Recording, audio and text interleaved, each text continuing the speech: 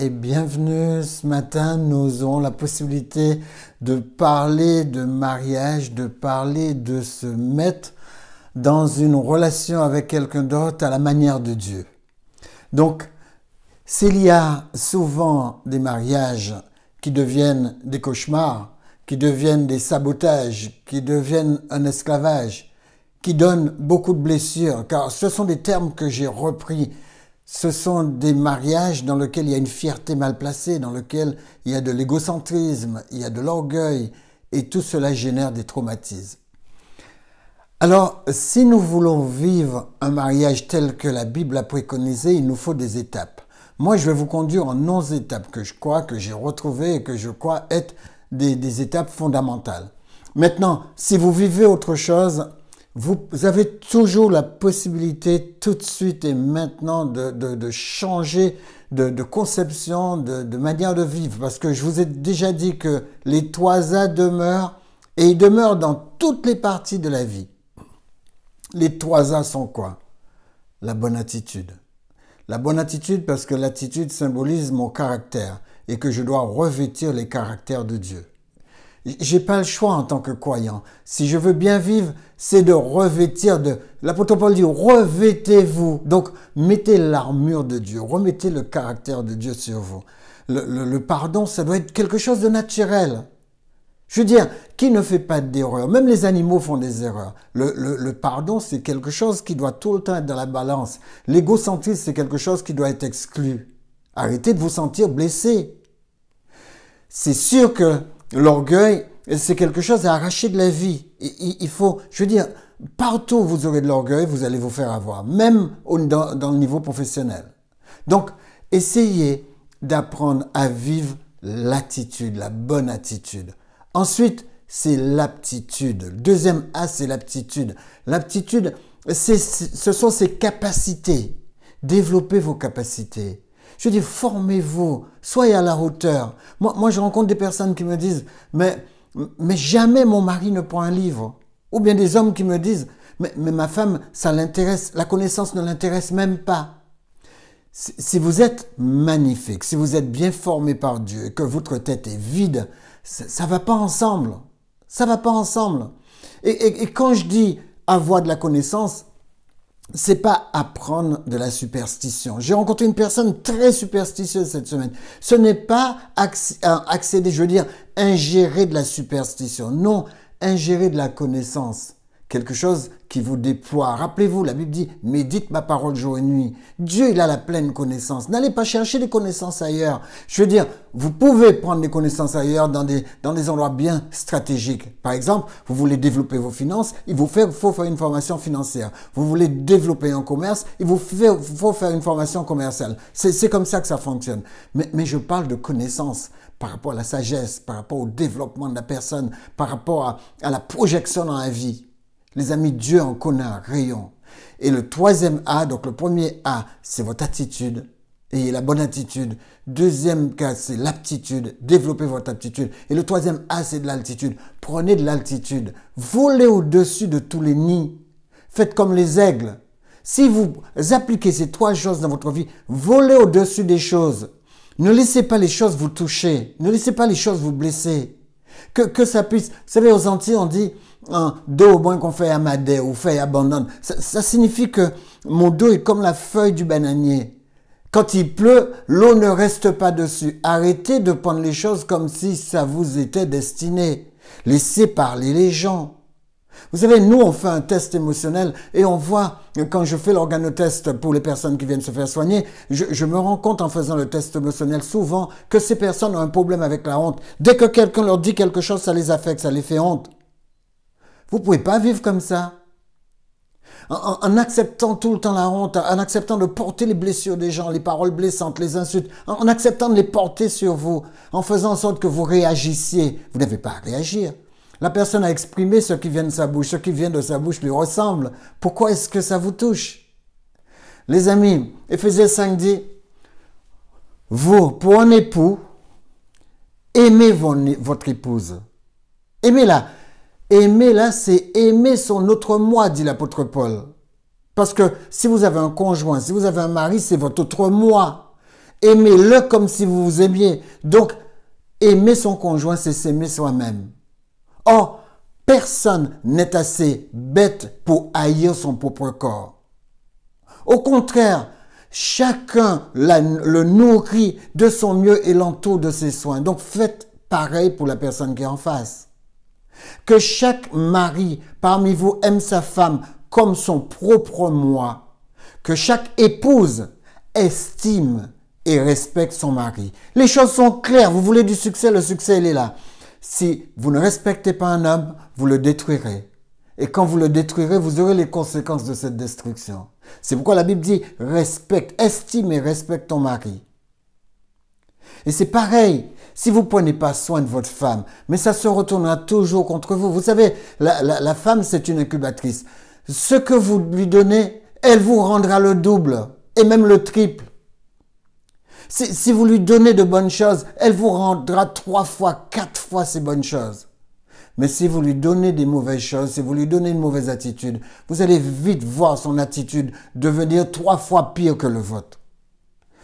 Les amis, comme le dit l'apôtre Pierre, il reprend après l'apôtre Paul, il dit, quant à vous, maris, essayez de comprendre vos femmes. En clair, débrouillez-vous pour comprendre vos femmes. Vous l'avez déjà fait dans votre maison. Débrouillez-vous pour comprendre vos femmes. Vous savez, si on disait ça aux hommes, si on disait, tu veux te mettre avec cette fille?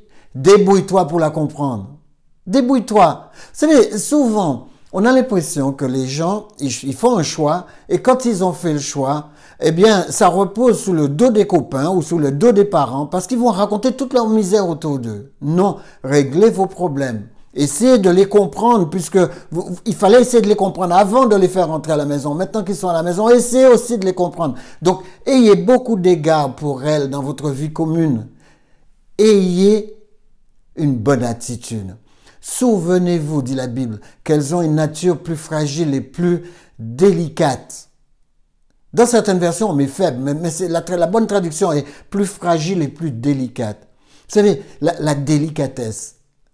Alors, essayez de traiter avec tendresse. Donc, traitez-les avec respect et honneur. Sinon, vous mettez vous-même un obstacle, dit la Bible, à l'exaucement de vos prières. Il faudrait que vous sachiez qu'entrer en couple, c'est une dimension spirituelle. S'il n'y a pas de dimension spirituelle à votre couple, c'est pas un couple selon la parole de Dieu. Parce qu'un couple selon la parole de Dieu, c'est Dieu, l'homme et la femme. Il faut que Dieu conduise ce foyer. Si Dieu n'est pas au milieu de ce foyer, eh bien, je peux vous dire que ce foyer, elle va être tout le temps en opération survie jusqu'à ce qu'elle clash. Mais vous n'avez pas besoin de ça. Vous avez besoin d'un mariage qui dure. Alors, moi, je vais vous montrer en 11 étapes comment faire pour avoir un mariage heureux. Le point central de la continuité de la vie humaine, c'est le mariage. C'est la raison pour laquelle il faut absolument que vous sachiez ce que vous faites là. Qu'est-ce que je fais là? Si je suis là, quel est mon projet? Quel est mon but? Quelle est ma projection? Quelle est ma vision? Le mariage, c'est quelque chose d'heureux. Demain, je vais faire le mariage d'une personne. Et ce couple, moi, je leur souhaite du bonheur sur le chemin de la vie. Même si leur vie a été difficile, je leur souhaite du bonheur. Et le bonheur se trouve là. Il se trouve là, il ne se trouve pas ailleurs.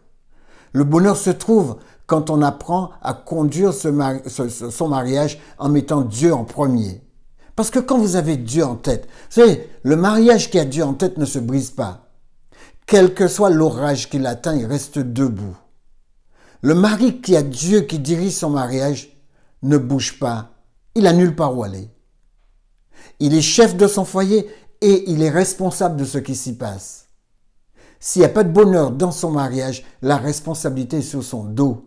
C'est ce que dit Éphésiens 5. Relisez Éphésiens 5. Vous voulez être des maris, relisez Éphésiens 5. Un mari, ce n'est pas un homme, c'est plus qu'un homme.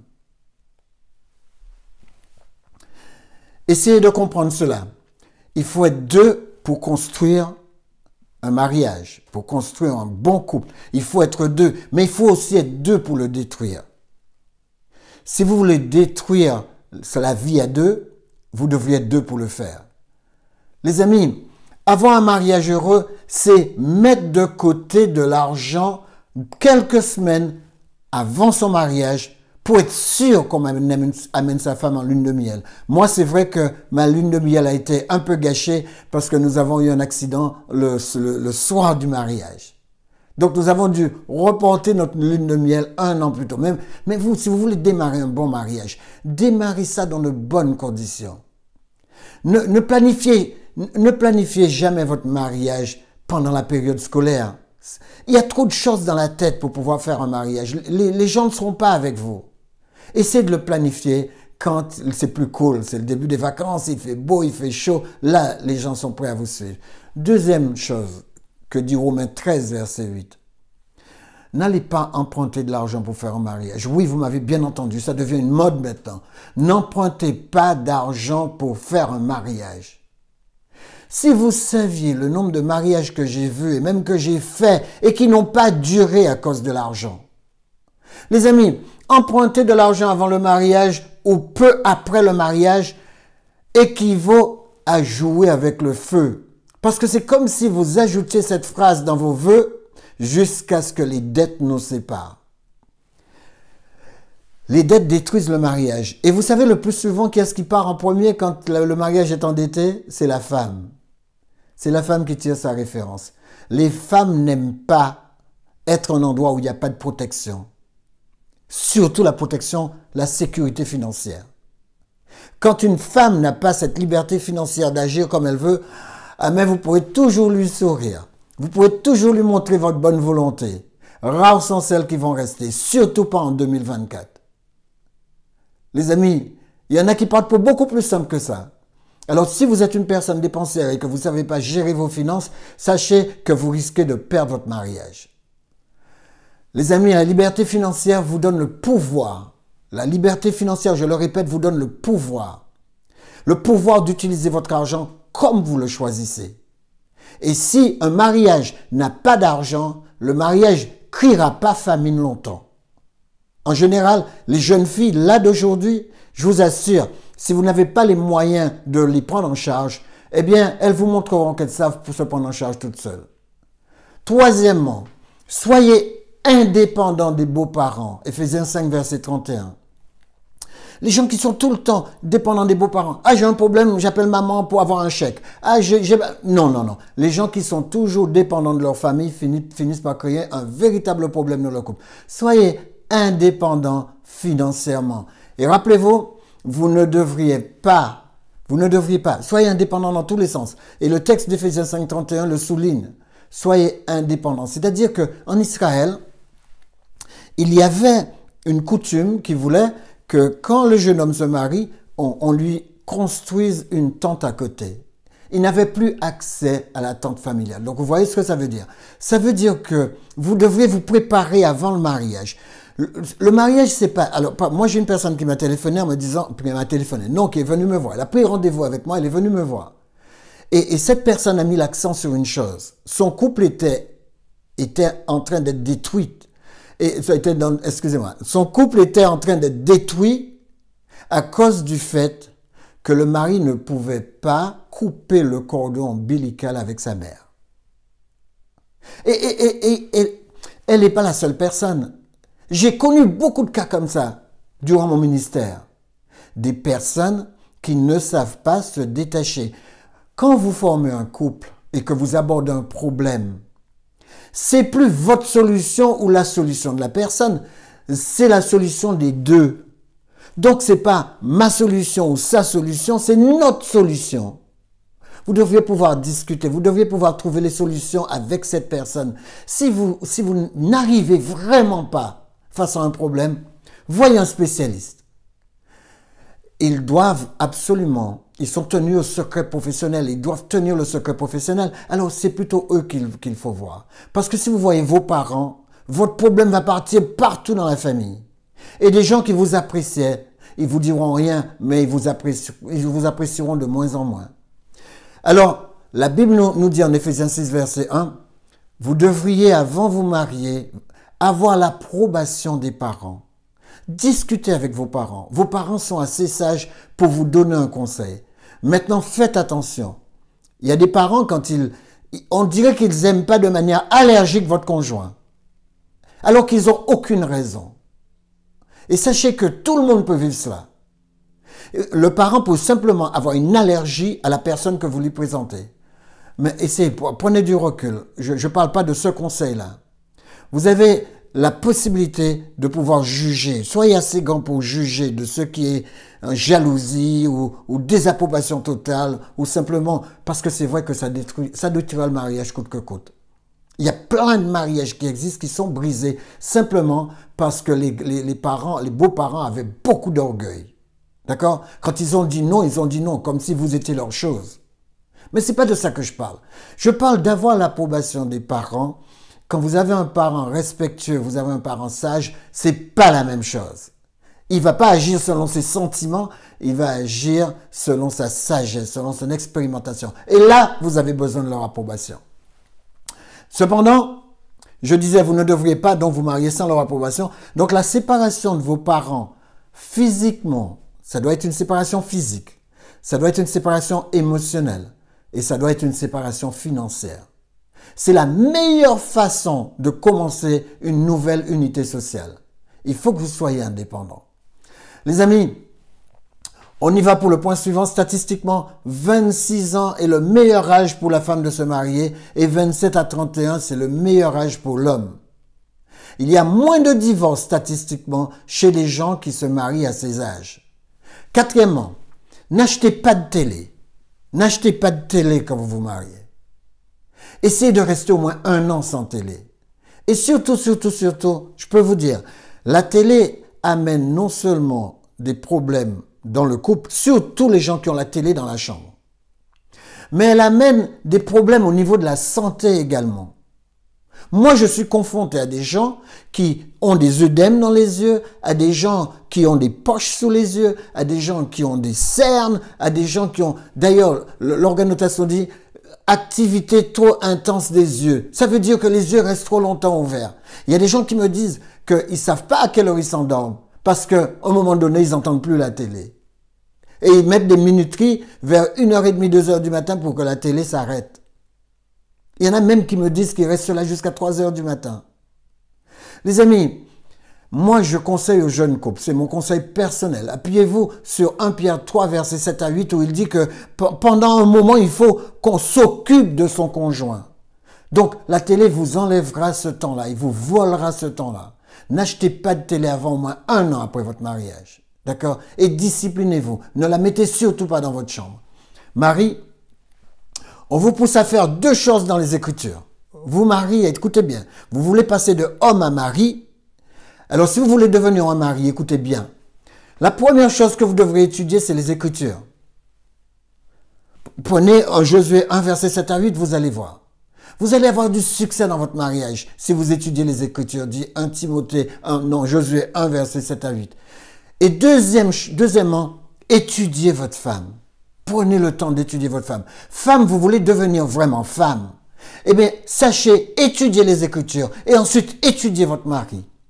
Prenez le temps de comprendre comment il fonctionne. Et si vous faites ça, je vous assure que vous aurez de l'avance sur beaucoup de couples. 1 Pierre 3, verset 7 dit, vous maris de même, conduisez-vous avec prudence envers vos femmes, comme envers un sexe plus faible. Ayez des regards pour elles, puisqu'elles doivent hériter avec vous la grâce et la vie. Donc, ayez des égards pour elles. Soyez, je sais pas moi, soyez gentils. Soyez doux. Il y a plein de qualificatifs qui reflètent celui qui a des égards pour. Donc, et il dit, afin que rien ne fasse obstacle à vos prières. Vous ne pouvez pas aller prier le Seigneur si vous avez un problème avec votre femme. Vous, femmes, vous ne pouvez pas aller prier Dieu si vous avez un problème avec votre mari. Quand ça ne va pas dans le couple, c'est la spiritualité qui prend un coup. Enfin, soyez tous, hommes et femmes, d'un même sentiment, plein de compassion, plein d'amour fraternel, miséricordieux. Miséricordieux, c'est pas lui donner ce qu'il mérite, mais lui donner ce qu'il lui faut. Je ne vais pas donner à la personne ce que la personne mérite. Vous avez bien vu, on fait tellement d'erreurs que parfois on mérite d'avoir la tête cassée. Mais ce n'est pas de ça que je parle. Je dis, Il faut être miséricordieux.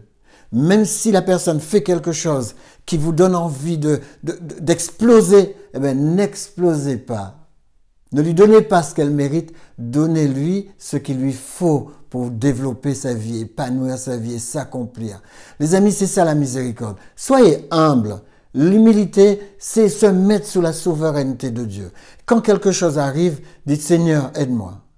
Seigneur, aide-moi, je suis tout sous ta souveraineté. C'est-à-dire, c'est toi qui règnes dans cette maison. C'est pas moi. C'est toi qui règnes. Je suis là pour faire ton travail. Amener cette famille à gagner.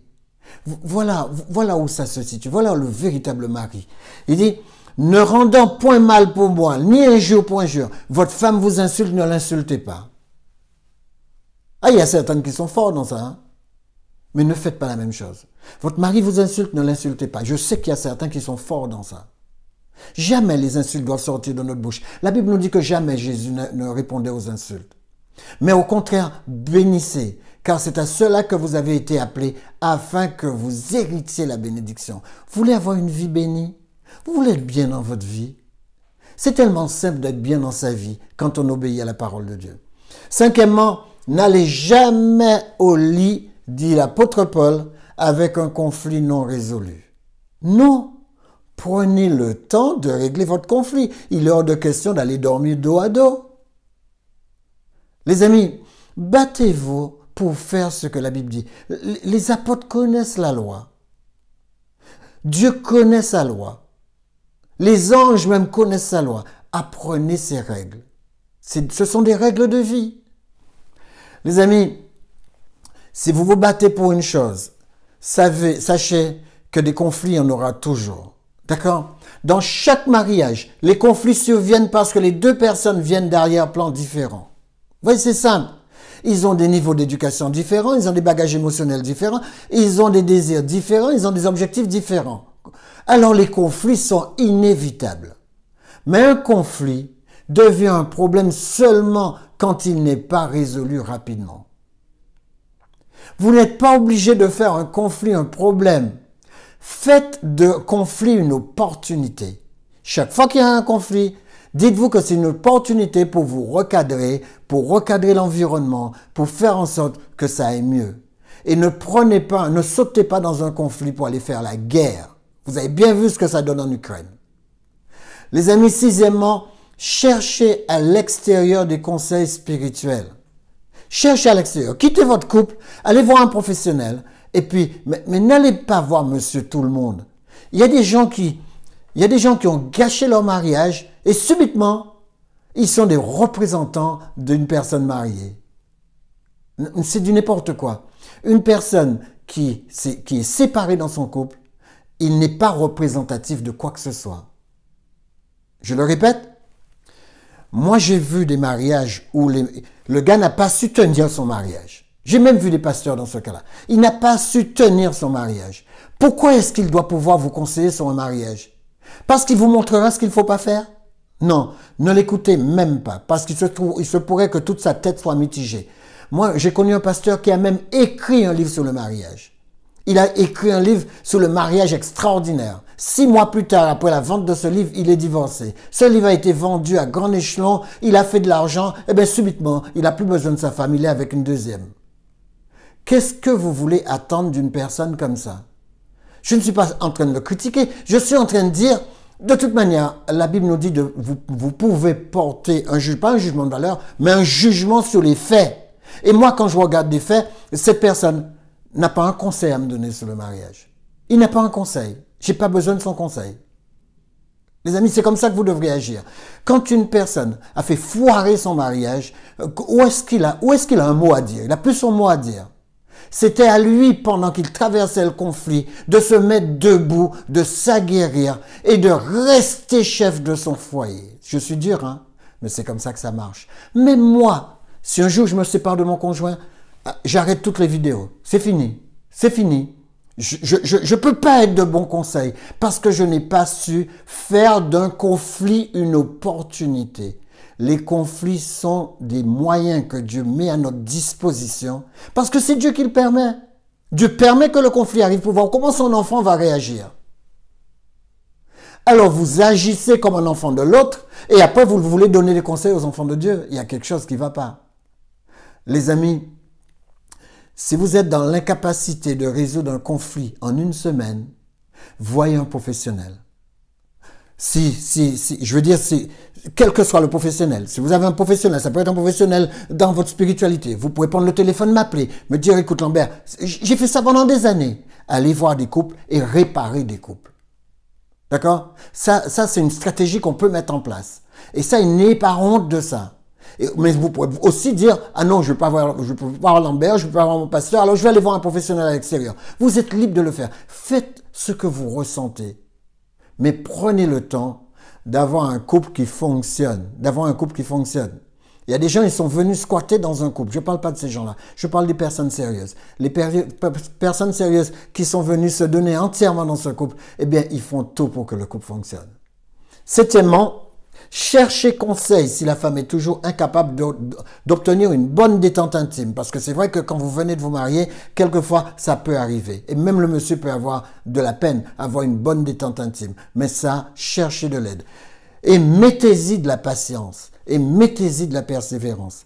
Moi, j'ai vécu dans un couple qui pendant 7 ans, on s'est battu pendant 7 ans pour avoir un enfant. Ma femme a traversé les plus grandes difficultés. Mais j'étais là. Elle était à l'hôpital, je me rappelle, tous les Noëls, tous les Pâques, toutes les fêtes, elle était à Noël. Mais j'étais là, à ses côtés. Et 7 ans plus tard, le Seigneur nous a exaucés, on a une petite fille. Les amis, je sais que c'est pas évident, parce que je vois des personnes qui me disent, écoute, j'ai pas pu avoir d'enfant, mon mari, il a patienté 2 ans, et puis bon, il est parti. Il m'a dit, je peux pas me faire d'enfant. Et surtout quand c'est la famille qui pousse derrière. La famille pousse derrière. Quand une femme traverse ces graves problèmes, eh bien, surtout, la famille, ne donnez pas ce genre de conseil de quitter la personne. C'est un être humain. Elle traverse une difficulté. On va l'épauler jusqu'à ce qu'elle ait la victoire. Et si elle n'a pas une victoire physique elle-même, il y a toujours le processus de l'adoption. Moi, 7 ans plus tard, quand j'ai commencé à faire les démarches d'adoption, c'est quand ma femme a été enceinte. Parce que les médecins disent, elle a pu se détacher de cette difficulté. Les amis, 8e point. Allez, je vais vers la fin parce que je vois que l'heure est déjà sur nous là. Mais ayez ensemble des études bibliques chaque jour. Regardez le nombre de versets que je vous ai mis. Relisez ces versets. Faites une étude sur les étapes de la vie heureuse. Et puis dites-vous, je vais prendre le temps de me construire avec la parole de Dieu. Parce que la loi de Dieu, elle est tellement puissante. Quand vous la répétez, elle donnera toujours le même résultat. Vous voulez changer de vie? Eh bien, prenez une loi que vous n'observez pas, mettez-la en observation dans votre vie et avancez avec. Et vous allez voir votre vie changer étape par étape. Les amis, Christ rencontre les besoins de son Église. Éphésiens 5, versets 25 à 28, il dit que Christ ne laisse pas passer les besoins de l'Église. Il nettoie l'Église, il lave l'Église par l'eau de la parole. Alors le mari, c'est un sacrificateur. Il se doit, lui, d'étudier la Bible afin de pouvoir nettoyer, purifier son conjoint et la présenter devant Dieu. Les amis, ainsi, nous devons aimer nos femmes. C'est notre responsabilité de placer notre épouse et notre famille en face de la parole de Dieu. C'est notre responsabilité. Vous les hommes, vous êtes chefs du foyer. C'est votre responsabilité d'être le souverain sacrificateur de la maison. 9e point. Le mari doit être à 100% engagé à aimer sa femme. Pas quelqu'un d'autre. 100% engagé à aimer sa femme. La femme doit être 100% engagée, dit la Bible, à être soumise. Et ça crée problème. Parce que quand vous dites à une femme qu'elle est soumise, elle saute au plafond. Personne ne veut être soumis à personne. Mais regardez, Éphésiens 5, versets 21 à 22, le verset 21 dit « Soyez soumis les uns aux autres ». Et beaucoup de gens oublient ce passage. On ne dit pas seulement à la femme d'être soumise à son mari, on dit soyez soumis les uns aux autres. Que veut dire le mot soumission? Le mot soumission, c'est comme le mot sous-marin. C'est celui ou celle qui va passer sous le projet de l'autre pour porter le projet avec lui. Être soumis, c'est entrer sous le projet de l'autre et le porter avec lui. Si le projet de votre femme a de la valeur, eh bien, prenez le temps de le projeter avec elle, de manière à ce qu'elle puisse être consciente que vous êtes soumis à son projet. Et femmes, soyez soumis au projet de votre mari. Donnez-lui un coup de main, c'est ça être soumis. Faites en sorte qu'il porte le projet. Mais quand son projet s'est réalisé, c'est pour vous deux. Et c'est pareil, quand le projet de la femme se réalise, c'est pour les deux. Si votre femme devient plus riche, c'est pour vous deux. Si vous devenez plus riche, c'est pour les deux. C'est comme ça que ça fonctionne. Et c'est là que la soumission entre vraiment de manière pratique, montre les Hébreux, ça, de manière pratique, c'est là que compte la soumission. Mais certaines personnes ont mal compris l'écriture. Ils croient que femme, soyez soumis à votre mari, c'est-à-dire vous pouvez lui floquer une baffe, elle n'a rien à dire. Ça, c'est de la bêtise. Et vous allez vous faire arrêter par la police, alors arrêtez vos bêtises. Le mari est à 100% engagé et la femme à 100% engagée. C'est-à-dire qu'on avance ensemble. À mesure que l'homme aime sa femme, celle-ci lui devient de plus en plus soumise et c'est pareil dans l'autre sens. À mesure que le mari aime la femme aime le mari lui aussi entre dans la soumission de ses projets. Et c'est là que l'harmonie se fait. Les amis, c'est là que l'harmonie se fait parce que son amour va grandir et cette soumission va grandir. Ce fait de porter le projet de l'autre va grandir. Tout va grandir en fin de compte. Et ça, c'est dans les deux sens. Alors, quel genre d'amour un mari devrait-il apporter à sa femme? Une attitude mentale forte. La femme s'attend à ce que vous soyez fort. Les femmes n'aiment pas les maris faibles. Excusez-moi? Ils n'aiment pas les maris qui ne sont pas à la hauteur de leur tâche. Elles n'aiment pas des maris qui ne sont pas des chefs de leur foyer. Elles n'aiment pas ça. Le mari doit montrer de la force, il doit montrer de la stabilité. Quand je dis de la force, c'est une force mentale. Il doit être béton. Une force mentale, une qualité de fermeté. Le mari n'est pas fort quand il est en mauvaise santé. Vous n'avez pas remarqué ça? Et quand il est en mauvaise santé, mais c'est la femme. Elle ne le porte pas seulement, elle le porte, elle le supporte. Vous, mari, vous êtes responsable de la santé de votre famille. La santé, ce n'est pas quelque chose qui nous tombe dessus. La santé vient à 85 à 90% de notre assiette. Comment est-ce que je mange? Quelle est mon attitude alimentaire? Comment est-ce que je fais de l'exercice? Comment fonctionnent mes veines? Comment fonctionne mon cerveau? Tout ça, ce sont des choses sur lesquelles nous agissons. Vous avez ce que vous mettez en place. Si vous êtes un mari fast-food, vous n'irez pas loin. Vers les 40, 45 ans et même parfois 42 ans, vous commencez à avoir de véritables problèmes. Vous deviez savoir faire manger votre famille. Une nourriture qui soutienne cette famille. La Bible dit qu'il la nourrit et en prend soin. Bien nourrir sa famille, c'est en prendre soin. D'accord? Il dit une attitude mentale forte, stable, qui ne cherche rien d'autre que le bien le plus élevé pour celle qu'il aime. C'est un amour exprimé en parole et en action qui motive celle ainsi aimée à se donner elle-même en retour. Mais allons pour le 10e et avant-dernier point. Le mari doit être le chef du foyer.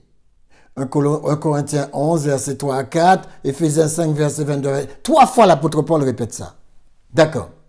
Le mot que l'apôtre Paul utilise, c'est pas le mot archer. Le mot archer signifie celui qui est supérieur. C'est pas ce mot-là qu'il utilise. Celui qui est supérieur, celui qui a le principe, qui connaît toutes choses, celui qui est le commencement de tout, c'est pas ça qu'il utilise. Vous êtes le commencement de quoi? Vous les hommes, vous êtes le commencement de quoi? D'accord? Alors, c'est pas ce mot-là qu'il utilise. Le mot qu'il utilise, c'est képhalé. Celui qui est le plus en vue. Celui qui conduit.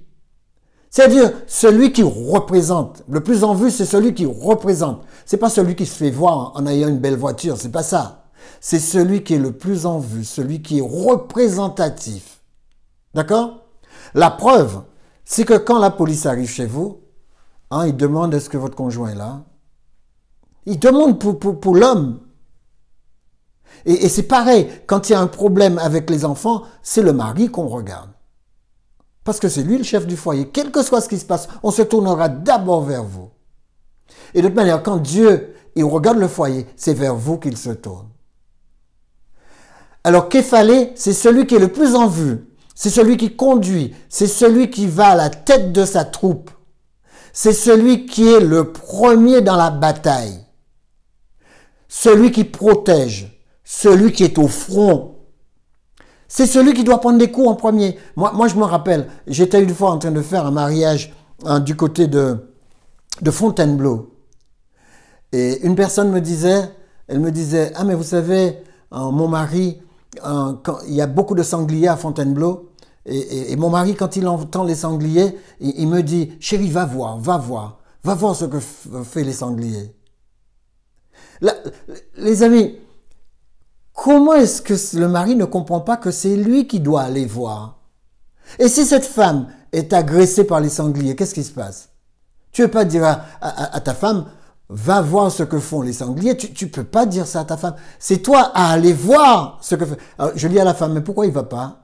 Elle me dit parce qu'il a peur. Vous voyez? C'est le mari. Le mari, c'est celui qui va au front. C'est celui qui se fait blesser pour protéger sa famille. C'est ce mot-là que l'apôtre Paul utilise. Alors quand on dit que le mari est chef du foyer, femme, soyez soumise à ce mari, la femme, elle a envie d'être soumise quand c'est lui qui va vers les sangliers. Les amis, Paul choisit donc Képhallée, celui qui est devant, celui qui prend des risques pour mener sa troupe à la victoire. Chaque mari doit faire gagner sa famille. C'est ça le but. Donc l'autorité du mari sur la femme est enracinée dans l'autorité de Christ sur l'Église. En fait, toute autorité est une autorité déléguée. L'autorité que le mari a dans sa maison, c'est Dieu qui le lui a déléguée. Donc il est responsable. Même si sa foi, il ne peut pas venir dire « Ah ouais, ma femme ne m'a pas écouté ». Non, tu n'as pas su te faire écouter. Tu n'as pas su comment mener la chose avec tendresse, avec douceur pour te faire écouter. Si tu viens lui parler comme un sauvage, c'est sûr que tu n'es pas à la hauteur de ce que tu es. Donc, Marie, revenez à vous, revenez à la hauteur. En fait, toute autorité est une autorité déléguée et le mari qui garde cela en pensée n'abusera jamais de cette autorité parce que ce n'est qu'une délégation de Dieu. On ne peut pas en abuser. Deuxièmement, le mari qui délaisse sa position de leadership sème des graines qui produiront du trouble en son temps. Dans certains foyers, on dirait que c'est la femme qui commande et le mari est effacé. Vous savez ce qu'il vient de faire? Il vient d'être déchu de sa qualité de chef de foyer. Parce que ça va finir par exploser. Les amis, reprenez votre position. Vous êtes un enfant de Dieu. Tout brille dans la relation maritale est la responsabilité de l'homme. Vous avez bien vu ce que j'ai mis? J'ai pas dit la faute de l'homme. Ça peut être la faute de la femme, mais la responsabilité de l'homme. Vous voyez comment ça tourne? Pas sa faute, mais sa responsabilité. Dieu tient l'homme pour responsable de toute cassure dans le mariage, car il est celui à qui il a été commandé de s'attacher à sa femme. Vous avez vu ça? C'est dur ce que je dis, mais c'est pas moi qui le dis. Vous avez bien vu que c'est l'apôtre Paul qui le dit. 11e et dernier point. Et que la femme respecte son mari. Je vous ai dit en début, un mari qui n'est pas respecté finit par être dilué, finit par ne plus être représentatif, finit par ne plus du tout être respecté. C'est difficile pour votre femme de vous respecter si vous n'êtes pas respectable. Il est impossible pour une femme de révérer son mari s'il n'est pas digne de révérence. L'homme doit vivre sa vie devant sa femme, devant ses enfants, de manière à être digne du respect que Dieu demande à la femme d'avoir pour lui. En fin de compte, le respect, vous vous le procurez. Rappelez-vous ce que j'ai dit au départ. Attitude, bonne attitude à avoir, bonne aptitude à développer, développez vos capacités, formez-vous s'il le faut. Et surtout, bonne altitude. C'est là que vous prendrez de l'essor et que vous serez accompli et que les gens vous respecteront. Les gens ne respectent pas des gens qui ne s'accomplissent pas. Les amis, il y aura toujours des heurts dans le mariage. Il y aura toujours des heurts. N'en faites pas un malheur. D'accord? Mais plutôt un bon heurt. C'est comme ça que vous accéderez au bonheur. Vous ne pouvez pas le faire autrement. Procurez-vous du respect. Si la femme ne fait pas confiance et ne respecte pas son mari, c'est dévastateur pour lui et pour son mariage en définitive. Regardez. Le plus grand désir de l'amour est de trouver un amour correspondant. Le plus grand chagrin de l'amour est de ne pas être cru. Rétablissez une relation de confiance. Mais si elle est capable de regarder son mari avec des yeux de révérence, il devient un roi parmi les hommes. Les amis, battez-vous pour avoir une bonne attitude. Et l'attitude à copier, c'est le caractère de Dieu, les caractéristiques de Dieu. Rappelez-vous que vous devriez comprendre que la plus grande chose du monde, c'est de trouver la bonne manière de développer et d'appliquer votre amour. Les amis, en retour, le mari doit donner à sa femme la place d'honneur, une place de privilège spéciale et précieuse. Plusieurs maris ont une femme de deuxième ordre parce qu'ils la traitent en deuxième ordre. Ils n'auront jamais la reine qu'ils auraient voulu marier. Ils ne réalisent pas que de plusieurs manières, la femme est la réflexion de son mari. Le mari est aussi la réflexion de sa femme. On doit se traiter bien l'un l'autre pour obtenir la meilleure réflexion possible. C'est la vie qui est comme ça. Alors, battez-vous pour vivre une vie extraordinaire. La chose la plus importante qu'un père puisse montrer à ses enfants, c'est comment il aime sa femme, comment ils aiment leur maman. La chose la plus importante qu'une mère puisse faire pour ses enfants, c'est d'aimer leur père. Si vous montrez à vos enfants que vous aimez votre femme, si vous, femmes, vous montrez à vos enfants que vous aimez votre mari, mais jamais il y aura de dissension. C'est la raison pour laquelle une femme couvre une multitude d'erreurs quand elle aime son mari. Un mari couvre une multitude d'erreurs quand il aime sa femme. Mais si un mari prend ses erreurs pour aller raconter à sa famille, ne serait-ce qu'à sa famille, ne serait-ce qu'à ses amis, qu'à ses proches, leur foyer est en train d'être consolidé, mais lui, il est en train de disloquer son foyer.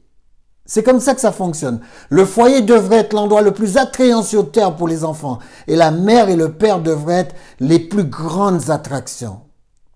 Battez-vous pour vous aimer l'un l'autre. Sans une atmosphère chaleureuse dans votre foyer et dans votre mariage, une atmosphère d'amour, de générosité, de pardon, vos enfants ne sauront jamais ce que c'est que l'amour. Vous avez bien entendu. La seule personne qui sait comment aimer est la personne qui a été aimée, qui a vu l'amour, qui a expérimenté l'amour. Le foyer chrétien est le laboratoire dans lequel la démonstration de l'amour de Dieu est faite. Rappelez-vous toujours ça. Le foyer est le laboratoire dans lequel la démonstration de l'amour de Dieu est faite. Je vais quand même m'arrêter parce que l'heure est là. Mais si vous n'avez pas ce genre d'amour dans votre foyer, vos enfants vont probablement grandir avec un sentiment d'infériorité, de vide et de manque de valeur. Mais il n'est pas trop tard pour le développer. Il n'est jamais trop tard pour que deux personnes qui veulent transformer le mariage le fassent. Alors transformez votre mariage. Si vous n'avez pas ce genre d'amour dans votre foyer, vos enfants vont probablement grandir avec un sentiment d'infériorité, de vide et de manque de valeur. Alors battez-vous pour leur donner cela comme une faveur avant qu'ils partent. Et rappelez-vous, l'application de ces principes, ce sont des principes célestes, à un mariage peuvent produire un ciel sur la terre. N'attendez pas d'être au ciel pour être heureux. Surtout pas. C'est maintenant qu'il faut être heureux parce que vous représentez Dieu sur terre. Et rappelez-vous que les bons heures, si vous arrivez à transformer tous les malheurs en bons heures, cela vous fera atteindre le bonheur. Et rappelez-vous que vous pouvez le faire parce que tout est possible à celui qui croit. Éternel notre Père Céleste, que ta bénédiction repose sur tous ceux qui ont traversé, Éternel, ce mode d'emploi et qu'ils puissent l'accomplir dans leur cœur et dans leur vie. Au nom de Jésus, pour ta gloire. Amen. Que Dieu vous bénisse. Shabbat Shalom. À la semaine prochaine.